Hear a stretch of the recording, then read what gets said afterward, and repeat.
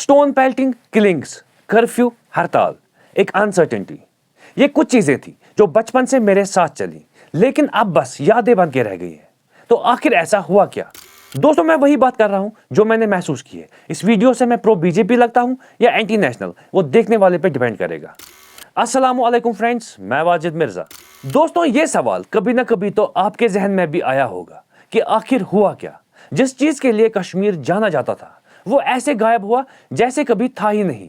आज social media पे वो पुरानी वीडियोस दिख जाए तो इंसान सोचने पे मजबूर हो जाता है कि ये लोग आखिर गए कहां। नरेंद्र मोदी और बीजेपी हर जगह इसका क्रेडिट लेते हैं, लेकिन अभी तक ये समझ नहीं आया कि उन्होंने ये किया कैसे।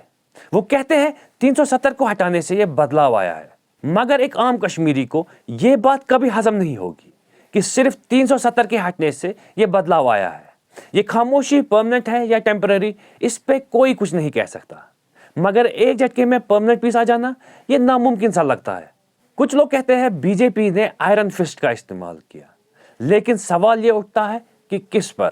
क्योंकि कोई ये कह दे कि 2019 से पहले जुल्म नहीं होता था तो ये बात भी मेरी समझ के बाहर होगी। सच तो ये है, कश्मीर में जितना जुल्म और खून खराबा हुआ उसका 98% 2019 से पहले हुआ। लोकल पार्टीज को छोड़ देते हैं क्योंकि कश्मीर में इतने साल जिंदा रहने के बाद अब ये बात तो हमारी समझ में आ गई है कि ये बस नाम के लीडर्स है, काम सारा सेंटर से ही होता है। लोकल पार्टीज को बीच से हटाने के बाद वहां बचते हैं बीजेपी और कांग्रेस। अब कश्मीर में जितने भी मैसेकर हुए उस वक्त सेंटर में कौन सी पार्टी थी ये आप लोग जानते ही है, और जो नहीं जानते वो गूगल सर्च कर सकते हैं। दोस्तों, मैं वही बात कर रहा हूं जो मैंने महसूस की है। इस वीडियो से मैं प्रो बीजेपी लगता हूं या एंटी नेशनल, वो देखने वाले पे डिपेंड करेगा। जहां तक मुझे लगता है कश्मीर में मल्टीपर्पज पॉलिटिक्स खेली जाती थी, जिसमें लोग मरते थे, गायब होते थे और इंसाफ मिलने की तो कोई उम्मीद भी नहीं करता था। वहीं दूसरी तरफ प्रोटेस्ट, हड़ताल वगैरह वगैरह ये सब भी साइड बाय साइड चलने देते थे, क्योंकि इन्हें इलेक्शंस भी जीतना होता था और इस सब के बाद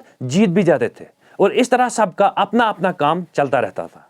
अब बीजेपी ने यह काम कैसे कर दिया जो आज तक कोई नहीं कर पाया?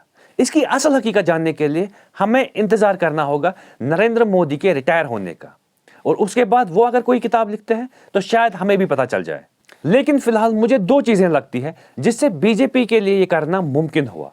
पहले, सेंटर में मेजॉरिटी की ताकत, और दूसरा, ऑब्वियसली वो जानते थे कि कश्मीर में उनका कोई वोट बैंक नहीं, इसलिए कश्मीर में उनके लिए खोने को कुछ नहीं था। अभी के वक्त में मेरे जैसा एक आम कश्मीरी आखिर चाहता क्या है? बस ये पीएसए जैसे सब काले कानूनों से छुटकारा मिल जाए, और अगर अब ये वाकई नया कश्मीर है तो इसमें उन्हें भी बराबर जीने का मौका मिले जो अभी जेलों में बंद है। Thank you.